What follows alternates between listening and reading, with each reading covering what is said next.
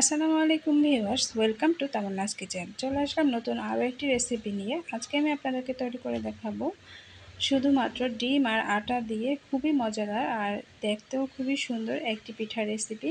এই পিঠাটি খুবই সহজভাবে আপনারা বাসায় বানিয়ে নিতে পারবেন।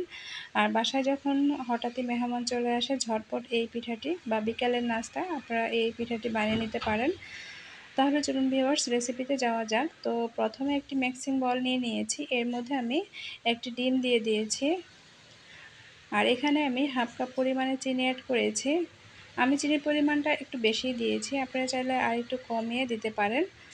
তারপরে একটি হ্যান্ড হুইস্কের সাহায্যে এই চিনিটাকে আর ডিমের সাথে খুব ভালোভাবে একটু ফেটিয়ে নিতে হবে। এটা যখন মিক্স করা হয়ে যাবে, এ পর্যায়ে আমি এর মধ্যে প্রথম পর্যায়ে আমি এখানে 1 কাপ পরিমাণে আটা ব্যবহার করব। তো একেবারেই আমি দিতে যাব না, আমি প্রথমে 1 কাপ পরিমাণে দিয়েছি, আরও লাগলে পরে দিয়ে নিব। তারপর এখানে হাফ চা চামচের মতো লবণ আর হাফ চা চামচ কালো জিরা অ্যাড করে দিয়েছি। এখন সব কিছু ভালোভাবে হাতের সাহায্যে মাখিয়ে নিতে হবে। আমি কিন্তু এখানে আরও 1 কাপ আটা দিয়েছি, আমার এখানে মোট 2 কাপ পরিমাণে আটা লেগেছে। তারপর 3 টেবিল চামচ সাদা তেল ব্যবহার করেছি, আপনারা তেলের পরিবর্তে ঘি কিংবা বাটারও ব্যবহার করতে পারেন। তো দেখতেই পারলেন আমি খুব সুন্দর একটি ডো তৈরি করে নিয়েছি। এখন এটাকে 2 ভাগে ভাগ করে নেব। এটাকে রেস্টে রাখার কোনো দরকার নেই, আমি সাথে সাথেই বানিয়ে নিয়েছি। এখন একটি গোলা নিয়ে এভাবে করে বেলনা দিয়ে আমি বেলে নিব। উপর থেকে একটু ময়দা ছিটিয়ে দিচ্ছি। তো দেখতেই পাচ্ছেন আমি এটাকে রুটির মতো করে বেলে নিচ্ছি। তো রুটির মতো করে বেলে নেওয়ার পর এরকম একটি আমি বয়ামের মুখ নিয়ে নিয়েছি। তারপরে এটাকে মাঝখান থেকে এভাবে করে কেটে নিয়েছি। আর এটা কিন্তু মানে রুটির থেকে একটু ভারী হবে, আবার খুব বেশিও ভারী হবে না। তো দেখতেই পাচ্ছেন আমি গোল গোল করে এগুলোকে কেটে নিয়েছি। এখন এই বাকি এগুলো দিয়েও আমি কিন্তু পরে আবার বানিয়ে নিব। তো এখন যেগুলো আমি বানিয়ে নিয়েছি এগুলোকে আমি একটু ডিজাইন করে নিব। তো আমি একটা এভাবে পিৎজা কাটার দিয়ে 4-5টা এভাবে করে কেটে নিয়েছি। আপনারা দেখেই বুঝে নেবেন যে আমি কিভাবে করছি। এটা কিন্তু খুবই সহজ। তারপরে মাঝখান থেকে একটু পানি দিয়ে আমি চাপ দিয়ে নিচ্ছি, যাতে করে এই পাপড়িগুলো খুলে না যায়। আর দেখেই বুঝে নেবেন যে আমি কিভাবে করছি। এটা আসলে বলে বোঝানোর মতো না, দেখেই বুঝে নেবেন। দেখতেই পারলেন খুব সুন্দর একটি ফুল তৈরি হয়ে গেল।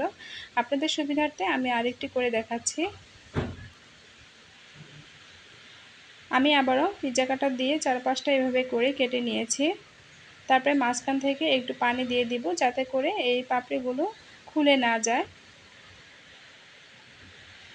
তো দেখতেই পেলেন খুবই সহজে কিন্তু তৈরি হয়ে গেল এই পিঠাটা। অবশ্যই বাসায় একবার হলেও ট্রাই করে দেখবেন।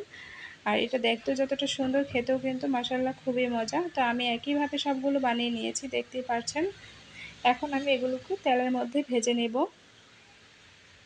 তো চুলায় আমি আগে একটা হাঁড়ি বসিয়ে দিয়েছি, এর মধ্যে পর্যাপ্ত পরিমাণে তেল অ্যাড করে দিয়েছি। তেলটা দেওয়ার পর আমি এক এক করে সবগুলো পিঠে এখন উল্টে পাল্টে হালকা ব্রাউন কালার করে ভেজে নেব। এই পিঠাগুলো কিন্তু ভাজতে খুব বেশি সময় লাগে না। আর দেখতে পাচ্ছেন পিঠাগুলো খুব সুন্দর ফুলে গিয়েছে। তো দেখতেই পাচ্ছেন আমি খুব সুন্দর করে পিঠাগুলোকে ভেজে নিচ্ছি। পিঠাগুলো ভাজা হয়ে গিয়েছে, এখন আমি একটা ছাঁকনির সাহায্যে এগুলোকে তেল থেকে ছেঁকে তুলে নিচ্ছি।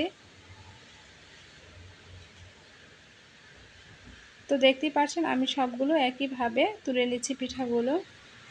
আর খুব সুন্দরভাবে তৈরি হয়ে গেল এই পিঠার রেসিপিটি। অবশ্যই একবার হলো বাসায় ট্রাই করে দেখবেন। আর এই পিঠাটা সবাই খুব পছন্দ করবে, এতটাই মজা এই পিঠাটা। এটা উপর থেকে একটু ক্রিস্পি হবে আর ভিতরটা নরম হবে, আর খেতে অনেকটা মজা। অবশ্যই একবার হলো বাসায় ট্রাই করে দেখবেন। আর কতটা সুন্দর হয়েছে দেখেই বুঝতে পারছেন। আমি আপনাদেরকে একটা ভেঙে দেখাচ্ছি, দেখতে পাচ্ছেন। তাহলে আজকের মতো